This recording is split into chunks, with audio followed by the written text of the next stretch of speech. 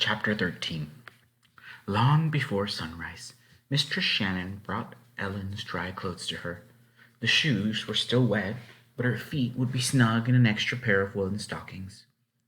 "No more adventures today, Ellen," she said, as she stirred up a good fire and put a breakfast of hot porridge and sausages on the table. Mr. Shannon came in and sat beside Ellen while she ate. "The courier left last night, Ellen," he told her, "with the bread in his saddlebag. By now, the second courier should be near the third man. It takes a chain of people to carry a message across the countryside quickly." "It's dangerous, isn't it?" said Ellen, "to ride through enemy country."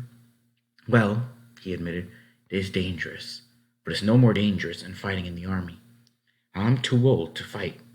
Most of us are old men, or women who carry messages sewn in their clothes, or boys too young to fight." He leaned over and patted her arm as he smiled at her. "Or a girl like you. Your link in the chain didn't break, Ellen. We're all glad about that." It was worth going through all the troubles of yesterday to hear him say that. Mr. Shannon carried a burning torch to light their way to the little river that went from Elizabeth to the bay half a mile away. At the dock, several boats were being loaded with barrels of food for the market house in New York. "We'll send you home with Grimsby, who's our good friend," said Mr. Shannon. "He's taking a big load of Christmas greens to town." "But when the war is over," Mistress Shannon added, "we hope you'll come back for a peaceful visit to Elizabeth. Will you come and bring your grandfather?" "Oh, yes," Ellen promised. You may be sure of that." She felt the Shannons were her good friends. Mr. Shannon spoke to the two leather-faced sailors. "Take good care of this youngster. This is a very special person." Grimsby and Gallup made a seat for her among the bundles of pine and spruce boughs. "There's a brisk breeze this morning," they told her, while they covered her legs with greens. "Won't take long to get back to New York." The sky grew pink and the torches sputtered out. They were off. In no time the boat sailed down the little river past the swampy marshes and the big wharves at the shore. It was not long before Ellen recognized the shoreline of Staten Island. "Why, we sailed past here yesterday," she said to herself. "We must have been quite near Elizabeth before we sailed on to Perth Amboy." She shrugged her shoulders the way Grandfather sometimes shrugged his. "But I never would have seen how the enemy's getting ready in Perth Amboy. Mr. Shannon wanted me to tell him about that."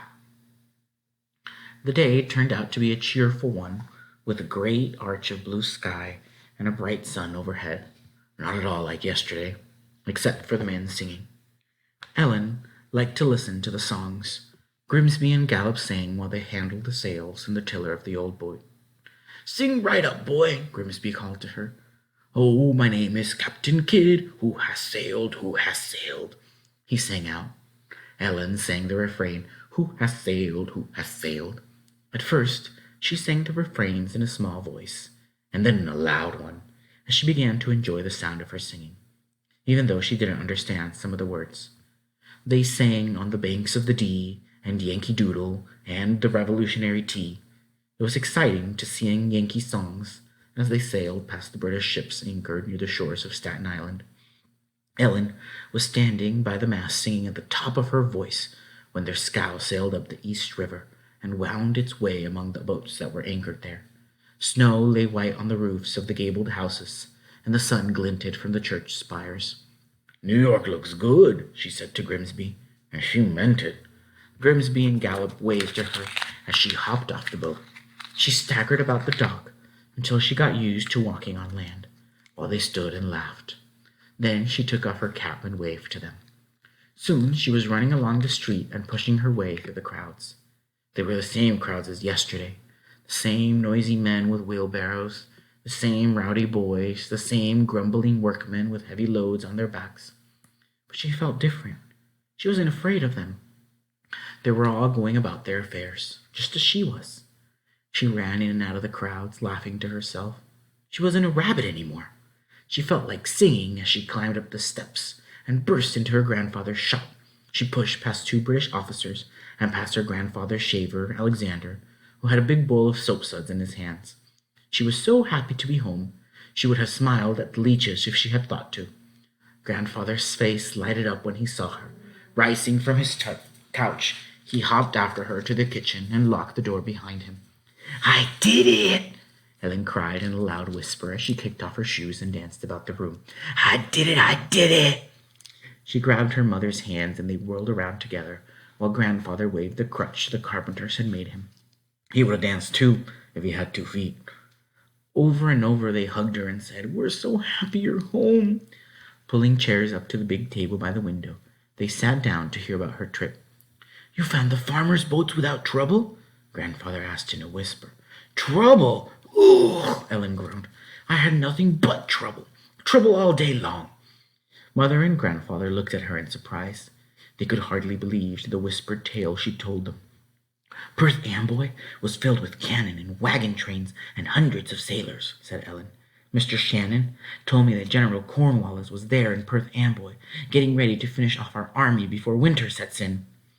"That's what we feared," said Grandfather gravely. "But did you get the message to Mr. Shannon, didn't you?" "Yes, I did," said Ellen. "Now I understand why it is so important for couriers to take messages to our army."